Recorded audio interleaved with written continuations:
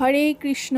যারা প্রতিদিন ভাবেন নিরামিষে কি রান্না করব তাদের জন্য এই রেসিপিটি একদম পারফেক্ট রেসিপি। বাঁধাকপির নর্মালি আমরা তরকারি খেয়ে থাকি, কিন্তু এইভাবে যদি বাঁধাকপির পকোড়া করে রসা করতে পারেন দুর্দান্ত লাগে খেতে। তো প্রথমে বাঁধাকপিটাকে আমি এভাবে পাতলা পাতলা করে অমান্য করে নিয়েছি, আর সামান্য নুন দিয়ে ভালো করে চটকে মেখে এক জায়গায় ঢাকা দিয়ে রেখে দিয়েছিলাম। এবার বাঁধাকপির যে এক্সট্রা জলটা আছে সেটা ভালো করে দুই হাতের সাহায্যে চেপে চেপে বের করে নিচ্ছি এইভাবে, দিয়ে একটা আলাদা পাত্রে রেখে দিয়েছি।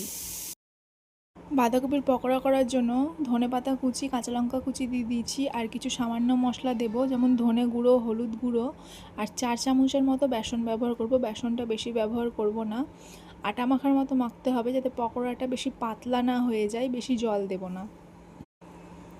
সম্পূর্ণ রান্নাটাই আমি সর্ষের তেলে করব, দেখতেই পাচ্ছেন এইভাবে মেখে নিয়েছি। এবার সর্ষের তেল কড়াতে গরম করে নিচ্ছি, অল্প তেলে ভাজবো কারণ এটা নর্মালি আমি পকোড়ার রসা করব তাই। তো উল্টে পাল্টে এইভাবে ব্রাউন করে ভেজে নেব, বেশি কড়া কড়া করব না, একটু নরম করেই ভাজবো। পকোড়া ভাজা হয়ে গেছে, এবার তুলে নিচ্ছি। মশলাটাও আমি এদিকে করে নিচ্ছি। এই মশলার মেন ইনগ্রিডিয়েন্টস হলো টমেটো। এখানে আমি 4টে টমেটো নিয়েছি, 4-5টার মতো কাঁচা লঙ্কা আর আদা নিয়েছি সামান্য। টমেটোটাকে অমান্য করে নিচ্ছি। সব মশলাগুলো আমি একসাথেই মিক্সারে ব্লেন্ড করে নেব। আর এখানে আলুটাকে এইভাবে আমি অমান্য করেছি। ওই তেলের মধ্যেই সামান্য নুন ও হলুদ দিয়ে আলুটাকেও আমি ভেজে নেব। আলুটা অবশ্যই ঢেকে ঢেকে ভাজবো যাতে আলুটা সেদ্ধ হয়ে যায়। এদিকে মশলাটাও আমি মিক্সিতে ব্লেন্ড করে নিচ্ছি। আলু ভাজা হয়ে গেছে, তুলে নিয়েছি। সামান্য সর্ষের তেল অ্যাড করে তার মধ্যে হিং ফোড়ন দিচ্ছি, আর দিচ্ছি গোটা জিরে। গোটা ধনেও ফোড়ঙে দিচ্ছি। ডালের মধ্যেও আপনারা গোটা ধনে ফোড়ন দিয়ে খেতে পারেন, খুব ভালো লাগে। অর্ধেক টমেটো অমান্য করেছিলাম সেটাও দিয়ে দিলাম। একটু ভাজা হয়ে গেলে যেই মশলাটা পেস্ট করে রেখেছিলাম সেটা দিয়ে দিলাম।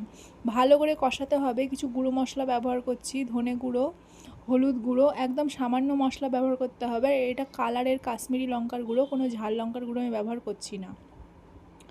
ভালো করে মশলাটা কষিয়ে নেব। যখন তেল ছেড়ে যাবে তখন আমি সেই মিক্সির জার ধোয়া জল দিয়ে দিচ্ছি। একটু বেশি করেই জল রাখতে হবে কারণ এটা রসা হবে, আর পকোড়াগুলো যেহেতু রস টেনে নেবে তাই একটু বেশি করে আমি জল দিচ্ছি। আলুটাও দিয়ে দিলাম। ঝোল যখন ফুটবে তখন পরিমাণ মতো নুন দিয়ে দেব ও পকোড়াগুলো দিয়ে দেব। গরম মশলা দিয়ে দিচ্ছি সামান্য।